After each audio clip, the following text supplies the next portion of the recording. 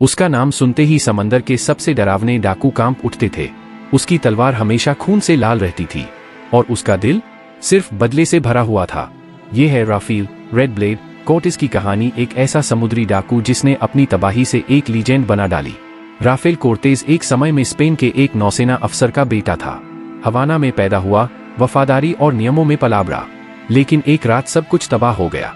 किले पर हमला हुआ और हमला करने वाले कोई और नहीं, उन्हीं डाकुओं के साथी थे जिन पर उसके पिता ने भरोसा किया था। परिवार खत्म और राफेल अकेला बचा। उसी रात एक मासूम लड़का मर गया और जन्म हुआ रेड ब्लेड का। सालों बाद वो लौटा, लेकिन अब उसका नाम था रेड ब्लेड। वो डाकू नहीं बना, वो डाकुओं का शिकारी बन गया। वो सोने के लिए नहीं, बदले के लिए लड़ता था। उसने उन सभी डाकू कप्तानों को ढूंढ ढूंढ कर मारा जो उसके परिवार की तबाही के जिम्मेदार थे। जहां जाता वहां लहरों पर सिर्फ एक निशानी छोड़ जाता, लाल झंडा और सन्नाटा।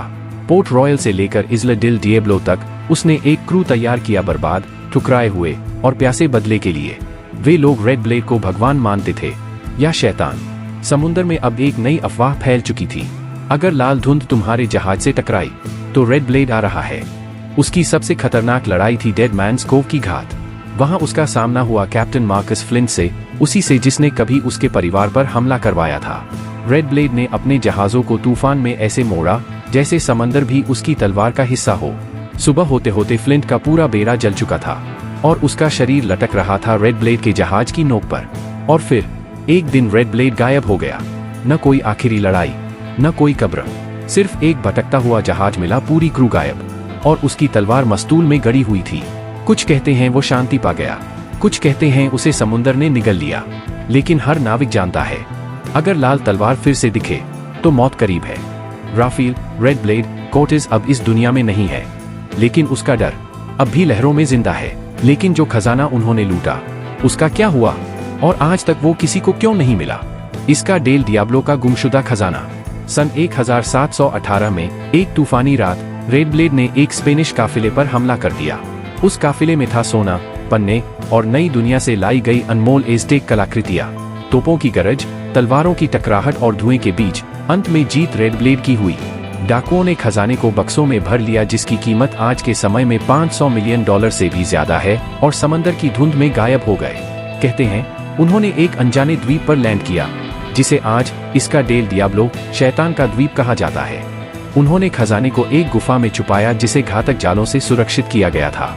लेकिन कुछ ही दिनों में एक भयानक तूफान आया। रेड ब्लेड का जहाज डूब गया और सिर्फ एक लड़का मिगुएल जिंदा बचा, जो बहकर जमैका पहुंच गया। मिगुएल बड़ा हुआ और उसने बार बार डेविल्स आइलैंड के खजाने की कहानी सुनाई।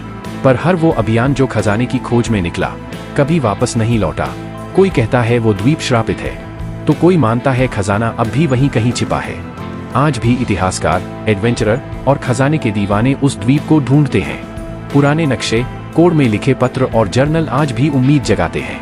मगर इसका डेल डियाब्लो का खजाना आज भी रहस्य बना हुआ है। क्या वो खजाना आज भी रेत के नीचे दबा हुआ है, या ये सिर्फ एक समुद्री डाकू की कहानी थी? आपका क्या मानना है? हमें कमेंट में जरूर बताएं। और अगर आपको वो खजाना मिल जाए तो आप उसका क्या करेंगे? ऐसी और रहस्यमयी कहानियों के लिए लाइक, शेयर और सब्सक्राइब जरूर करें।